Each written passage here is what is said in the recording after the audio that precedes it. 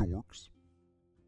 Hello and welcome to the CommanDorks. I'm Tarren. I'm Beef, and we're back with some funky, fresh brews. We're continuing our new format of 2 separate showcase videos to keep the length down and give each deck the appreciation it deserves.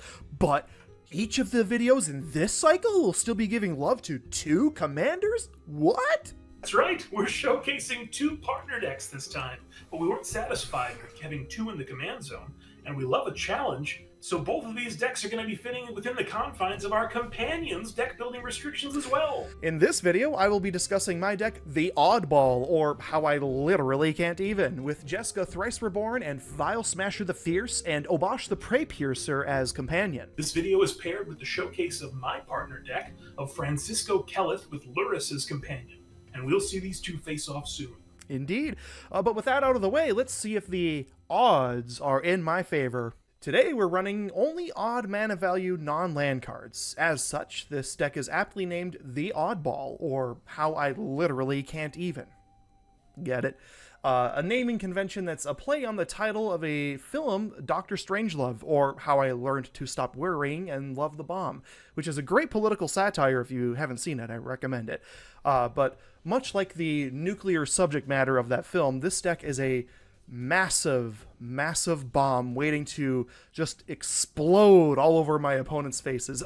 Or wait, maybe I should rephrase that a little bit here. Phrasing.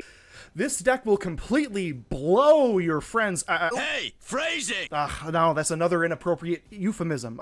Gee, sorry, I'm being a little odd right now, probably because I'm feeling a little burnt out after coming up with this lackluster intro. Will you shut up? Moving on, let's talk about the commanders and the companion. Vial Smasher the Fierce. This little guy right here. Hello, post-production Tarren here. At the time of recording this video, I was not aware that Vial Smasher is actually a she, not a he. So apologies ahead of time for whenever I refer to her as a he in this video. My bad. So he is a 2/3 Goblin Berserker for 1 and black-red. He says, whenever you cast your first spell each turn, choose an opponent at random. Vial Smasher the Fierce deals damage equal to that spell's mana value to that player or a planeswalker that player controls. And he's got partner, obviously. Then the partner is Jeska Thrice Reborn, who is a planeswalker that can be your commander for 2 and a red. Jeska enters the battlefield with a loyalty counter on her for each time you've cast a commander from the command zone this game. She has a 0 loyalty that says choose target creature until your next turn. If that creature would deal combat damage to one of your opponents, it deals triple that combat damage to that player instead. Then she also has a -X, where it says she deals X damage to each of up to 3 targets. And then the companion here is Obosh the Preypiercer, who is a 3/5 Hellion Horror for 3 and 2 Rakdos hybrid mana.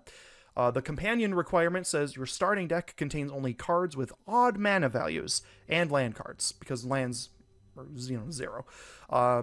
And then, yeah, it's just follows the companion rule where you can pay 3 to put it into your hand from sideboard and just cast it from your hand like normal. And Obosh says, if a source you control with an odd mana value would deal damage to a permanent or player, it deals double that damage to that permanent or player instead. So something of note is Vial Smasher's triggered ability goes on the stack before the chosen opponent is revealed. So as such, opponents do not have a chance to respond after it's revealed who's taking the damage, because that's mid-resolution. So, and also, this is non-combat damage, so it does not count as commander damage. Just making that clear. Sometimes newer players are not always clear on that. So, but yeah, piloting. All right, so how does this deck work? What are we doing here? The main goal is to get target's opponent's life totals to 0 as quickly as possible. Vial Smasher is our main source of just consistent burn damage that will help accelerate that path to victory. It's integral that I get Vial Smasher into play as soon as possible so that I'm getting added value out of casting higher mana value spells later on in the game. Jeska is there to drop later on if I'm able to establish a clear combat advantage to just roll through with some surprise triple combat damage. She also serves as a mana sink, just sitting in the command zone. So if I do manage to pull off some infinite combo for red mana, I can just repeatedly cast her from command zone and use her -X, letting her die, and then just repeat the process until I burn out my opponents. And then Obosh is just kind of a guaranteed access to a damage doubling effect for pretty much all the cards in my deck. And if he's left unchecked, that can just really quickly spell defeat for my opponents. And then we have a handful of combos that we can pull off to slide our way into that capital V. Phrasing? Victory. I meant victory. What did you think I meant? Get your head out of the gutter. Jeez. So the key pieces in the deck, we've got damage doublers are kind of the first thing I want to go over here. So Obosh is an obvious one, but we do also run a handful of others, and there are a lot of others in even CMCs that I would love to run, but because of the restriction, this is what we're left with. You literally can't even. I can't even, man. Now I get it. Oh, I can't even. So we have Dictate of the Twin Gods, which is an enchantment that has flash. That just is I think any source gets its damage doubled. So this, because it has flash, it serves as a combat trick or even a potential political piece. So I can, try to sway an opponent toward attacking another one of my opponents so they can get in for some sweet double damage themselves. So we've got Gratuitous Violence, Angrath's Marauders, and Uncivil Unrest, which is an enchantment that gives all my creatures Riot.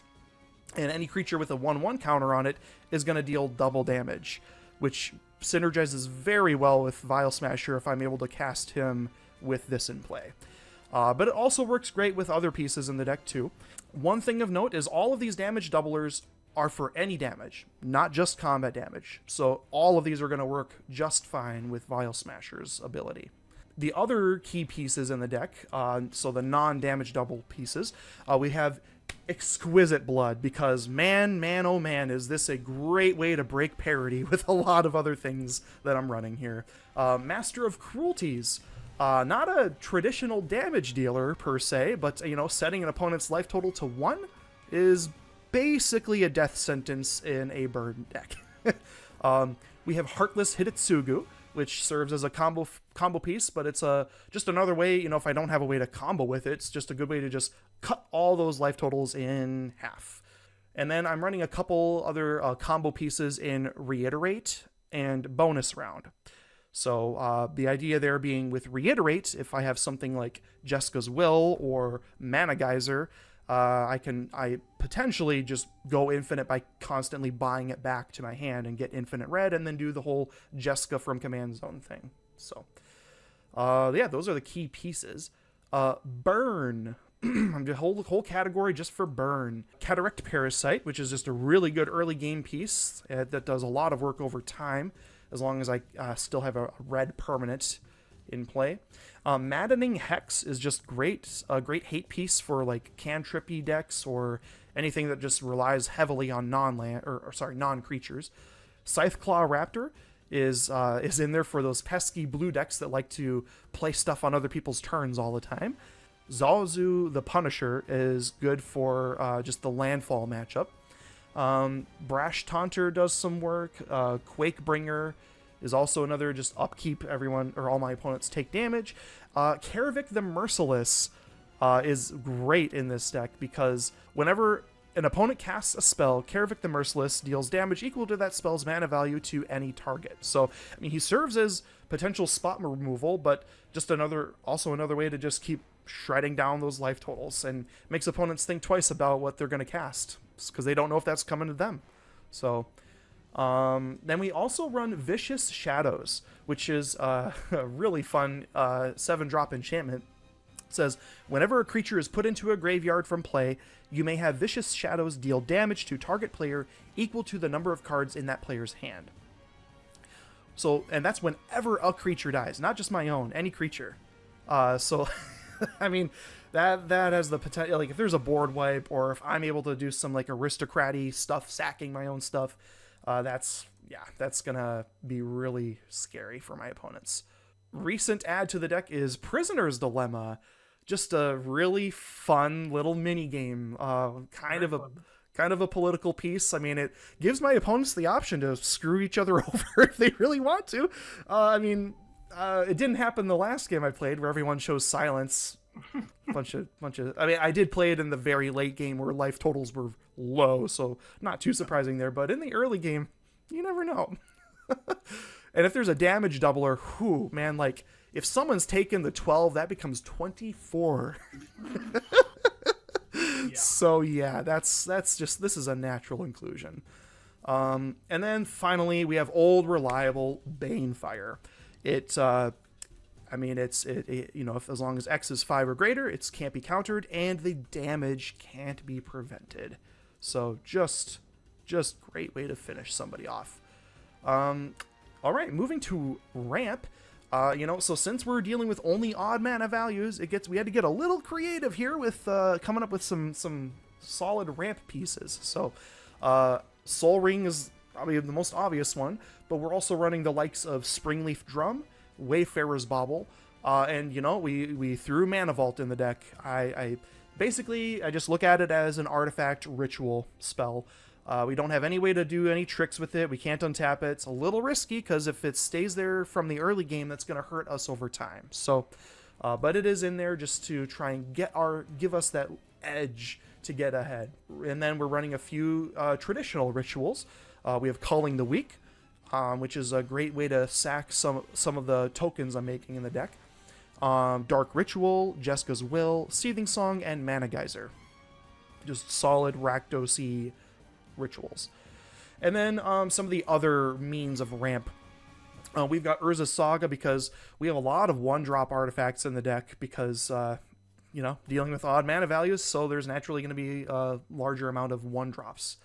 But yeah, we have a lot of things we can pull with that. And then we also have Curse of Opulence, which is I look at it as an early ramp piece because it incentivizes my opponents to attack each other while also rewarding me for attacking opponents by giving me the gold tokens. So, and then we have Ragavan Nimble Pilferer, which provides me an option for like a turn 2 drop, because that's a trick with this deck. Is turn 2 is oftentimes a dead turn for us. Not always, but that's one of the pain points. But yeah, the dash cost is a. I'm glad to hear that there's a little bit of pain for you involved in this deck, because boy, the pain seems to be entirely on the other side of the table. The vast majority, yes. Yeah, so good to have the option to those like turn 2 mana options where I can get them in here. There's also Ashnod's Altar because I'm trying to run a few ways to generate devil tokens where they ping somebody for 1 damage when they die. Descent into Avernus, just a burn and ramp, just perfect fit in this deck. Neheb the Eternal is really good. It's crazy with Vial Smasher in play because you play it, if it's the first spell you've cast, somebody's taken 5 damage, and then you make it resolve. If it resolves, you just move into your second main and you get 5 red, assuming there hasn't been any more damage done. If there's more damage done throughout the turn, then who knows how much red I'm getting. So it's a house. I've got Phyrexian Tower, another little aristocrat-y way to generate some extra mana. And I also run the Balrog of Moria, which is a 4 mana ability in the cycling. So some sneaky ways to get some even stuff throughout where I can. All right, card draw. So this is a section where I've made a couple recent changes today, actually. So I'm running the likes of Skull Clamp. Just another way to kill off those devil tokens, but also a way to help, de-incentivize killing Vial Smasher or some other key piece I want to keep alive. I recently added today Palantir of Ornthanc, and that is a 3-drop artifact, legendary artifact. Beginning of your end step, put an influence counter on it and scry 2. Then target opponent may have you draw a card. If that player doesn't, you mill X cards where X is the number of influence counters on it. And that player loses life equal to the total mana value of those cards. So it's yet another little mini game for an opponent where, I don't know, maybe it's just a land on top, or maybe it's damned if you do and damned if you don't. Or it could be Blood for the Blood God, which is an 11 CMC spell. So it could be any of those things. So Valakut Awakening is just a really solid way to, if I don't like what's in my hand, to try and cycle through and draw into something better. Morbid Opportunist is just a good way to get card advantage over time, as long as it stays around and sees things die. Another new piece I threw in was Gix Yawgmoth Praetor. So it's a 3/3. Whenever a creature deals combat damage to one of your opponents, its controller may pay 1 life. If they do, they draw a card. Another thing to incentivize my opponents to attack each other, and it's doing my work for me. You know, like they're dealing damage to each other, and they're probably going to pay that life to get that card draw. It's helping them a little bit with the card draw, but that's okay. I'm okay with that if they want to reduce their life total just ever so much more. And it does have that other ability where I could discard cards and cast stuff from their library. That's more of a backup plan. I don't plan to really use that primarily. Light Up the Stage. I look at it as just a one cost draw to in a way, because I can pretty reliably get that spectacle cost, and it's an impulse draw that lasts until the end of my next turn. So really good sneaky way within an odds only deck to get some card draw. I also run a less in favor card in any other deck, but in this deck is Read the Bones. Back in old 2012 Commander, this was seen everywhere, but not so much now. But hey, if it has a home here, it's able to dig 4 deep into the library. It does its job in this deck. Insatiable Avarice is a new one from the Outlaws of Thunder Junction set. So really, the way I look at this is, at its worst, it's an overcosted Imperial Seal. It's tutoring something to the top of library. For 3 black, it's basically a better Blood Pact. I'm drawing 3, losing 3. And for 5, it's really good, because I'm tutoring something to the top and then drawing it right to my hand, along with 2 other cards. So, for 5 mana, it does a lot of work. The only downside of this is it's technically still just a 1 CMC spell. So if it's the first I cast in the turn, Vial Smasher is only going to ping somebody for 1. And it's more than likely going to be that, because if I'm wanting to go for that 5 mana, more than likely not going to be doing that for my second spell on the turn. But anywho, Risk Factor is kind of mean. I think I used this on you the last time I played this, where this is a good thing to use targeting the person who has the lowest life, because they're more than likely going to give you the draw. They don't want to take that 4 and risk getting ever closer to death. If I remember correctly, I was at 6 life, maybe 5 or 6 life when you started targeting me with that. Yeah, it was. And I flashed it back immediately, and you let me draw again. Yeah. So I drew 6 for 3 or for 6. When the choice is either die or let you draw some cards, boy, I guess. What are you gonna do? Yep. So that's why I love it. It's just one of those Seize the Spoils. That's that 3-drop, kind of like a crappier big score, or Unexpected Windfall. But it's odd mana value. I discard a card and draw 2 cards and create a treasure token. So kind of a ramp and draw. Fits well in the deck, I think. Wheel of Misfortune does everything I want. It's a wheel effect, and also has the chance to burn somebody. So I like it. Natural inclusion. And then Zurzoth Chaos Rider it's kind of another way to not punish, but just rewards me for going against blue decks that are casting and drawing stuff on other people's turns. Because basically what it comes down to is, when an opponent draws their first card outside of their own turn, I'm going to make a 1/1 Devil. And when he attacks, he forces people to draw as well. Oh yeah, finally, Blood for the Blood God, which it's a little tricky to pull off, but oh my god, is it an insane payoff if it does go off. Whoo! And if there's a damage doubler in play, that's 16 damage to each opponent. Yeah. So yeah. It's it's in the deck. Moving on to removal. Lightning Bolt. Gotta have it in here. Vandal Blast to get rid of pesky artifacts. Bedevil is a flexible Rakdos spot removal. Bottle Cap Blast is a newer inclusion from the Fallout set, which has Improvise. So if I have other artifacts out there, I can tap them to help pay for the generic cost. And it's 5 damage spot removal, and creates tapped treasure tokens equal to any excess damage. And if I'm getting damage doublers or increasing the damage through any other means, that's more potential treasure tokens for me. So, very good. Bone Crusher Giant is with the adventure is a 2 mana option. Another part of that I think is sometimes easy to miss is it says damage can't be prevented this turn. So little sneaky way in case there's some fog stuff going on. Another that's there to help with that. Chaos Warp, just another flexible removal. Delayed Blast Fireball is so good, especially if I have something like Judith in play where I can give it lifelink and death touch. So yeah, that's so much life gained, and everything's probably gonna die on my opponent's side. So it's also another even. The foretell cost is 6 mana, so another even option for me. The Sound of Drums is a 3-drop aura enchantment. It's kind of another roundabout way to get double damage, but it's coming from my opponent's creatures because whatever it goes on is going to goad it. And yeah, so it's going to get through for double damage. They got to attack with it. So Burn Down the House, it has the option as being a somewhat of a board wipe, dealing 5 damage to each creature, but I like to use it more so to get 3 of those devil tokens, because whenever each of those dies, it's going to ping somebody for a damage, or potentially more. Blasphemous Act is a really good board wipe, especially, with Vial Smasher in play. It'll kill Vial Smasher, but that's 9 damage going to someone's face, potentially more.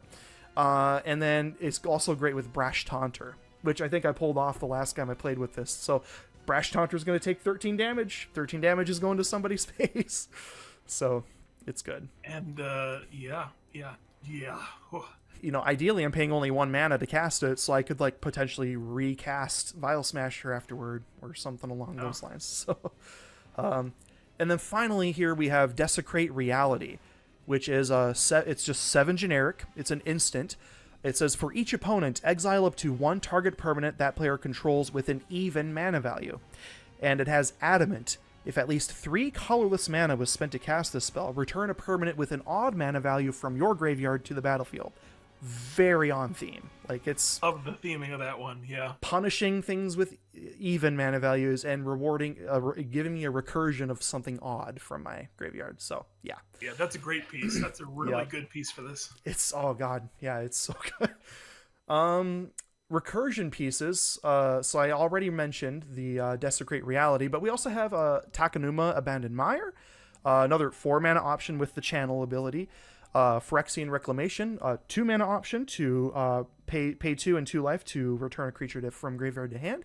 And then we've got Agadim's Awakening to recur potentially more than 1 creature.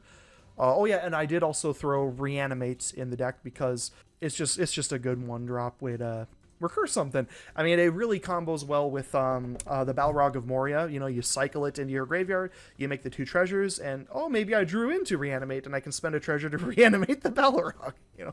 So it's a good one. Protection, none.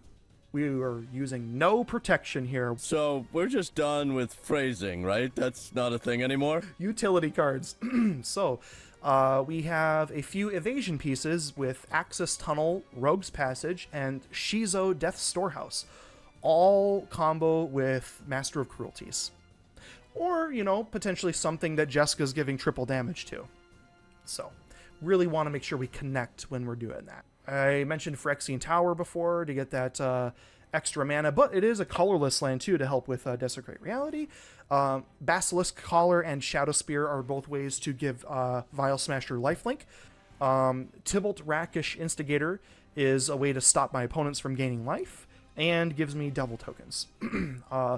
Judith Carnage Connoisseur is I think most times I'm probably going to try and create those imp tokens when I cast it, but giving my spells lifelink can be, and death touch can be relevant when I'm trying to break parity with things.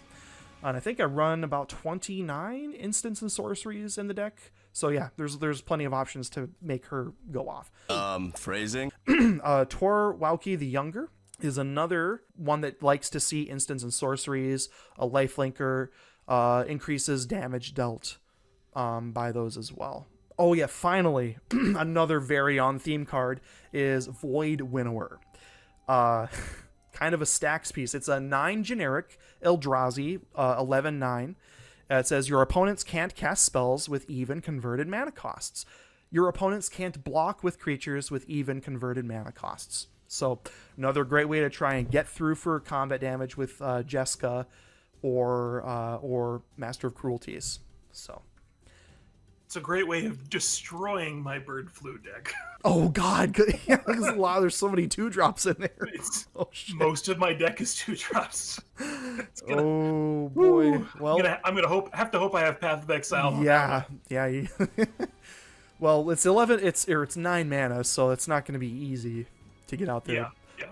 But I mean, I don't know. Reanimate. I was just gonna say you're gonna be discarding it and reanimating it pretty quickly. I think is that what's gonna happen? Potentially, we'll see. Yeah. Mana base. So I've got just pretty much every untapped Rakdos land I could throw in the deck. We're running a proxy of Badlands because, oh my god, that's expensive. Couple fetch lands. Urborg, Tomb of Yawgmoth is in here. So yeah, if you want to see the mana base, click on the deck link below. Synergies combos. Here we go. This is the fun part. So here are a few of them. Heartless Hidetsugu, along with any damage doubler. Plus, equipped with Basilisk Collar or Shadow Spear, he deals damage equal to half life totals, but then it's doubled. But I'm gaining life as that's happening at the same time. So I will live and my opponents will probably be dead if they have an even life total. So, why they call him Heartless? Yeah, but you know what the funny thing is if he doesn't have lifelink, it's a good way to just have the game end in a draw where it's like, oh, okay, we're done now. Let's move on to the next game, I guess. You don't see that too often. Really can't even. Yeah. You don't see that too often. You don't see draws that much. But true. It can happen. Well, Exquisite Blood does not work with this combo, though, because Exquisite Blood is a triggered ability that happens after my opponents get damage. So it has to be him having lifelink, because that happens simultaneously. Blasphemous Act, along with Blood for the Blood God. Just, pay 1 with Blasphemous Act, wipe the board, and then pay 3. If I kill at least 8 things, I pay 3 with to cast Blood for the Blood God and do dirty things. Mentioned this already, Master of Cruelties with those lands that give evasion. Oh yeah, I forgot about this one. Cataract Parasite along with Wheel of Misfortune, plus any damage doubler. So each card drawn, they'd be taking 2 damage. Vicious Shadows along with a board wipe, sacking my devil tokens. Yeah, this is gonna hurt. This is gonna hurt a lot. It makes the games go fast. So it is Rakdos in every sense of the word. It is as true to Rakdos as I've ever seen. The bonus round along with Reiterate, and then anything like Seething Song or Jeska's Will is gonna get me infinite red. So weaknesses and challenges. Matchups with just like full on life gain decks can slow me down for sure. Players that have, consistent ways to give themselves protection or hexproof can stop me from being able to target with a lot of the things that want to target the face.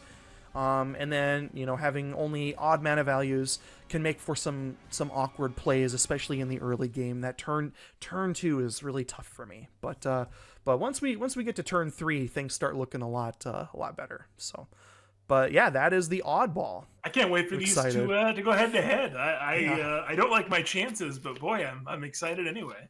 I don't know about you, but I've really enjoyed building in the companion space. Yes, I hope they make more. The point where, I really hope they make more in the future. I didn't have strong opinions on companions when they first came out. I know some people really didn't like them. 101st card, it's upsetting. Change is scary. I get that. But I mean, they reprinted all these companions pretty recently, and you can get beautiful new extended arts of these things for pretty cheap. And boy, they changed the way you can see the game. This is kind of just off subject, but boy, I find myself looking at cards differently now. Every time I see a permanent that's 2 or less, I'm thinking, how can I make that work in a Lyris build? Yep. Like it's completely changed how I view the game, and I love it. It's a great Yeah, great opportunity and challenge. I think there's a lot of space for more in the future. I really hope they do more companions, whether it's a revisit to Ikoria down the road or some other plane that we go to. Yeah. So, but Agreed. Couldn't agree more. it's I like giving myself a deck building challenge. Yeah. So it's fun. From restriction breeds creativity, and I think our deck showcases that fact pretty well. Both of our deck videos here that we're doing this time showcase that pretty well. So thanks for watching, folks. Thanks for coming out. Thanks so much. If this is still in the video, and we're continuing, so yeah.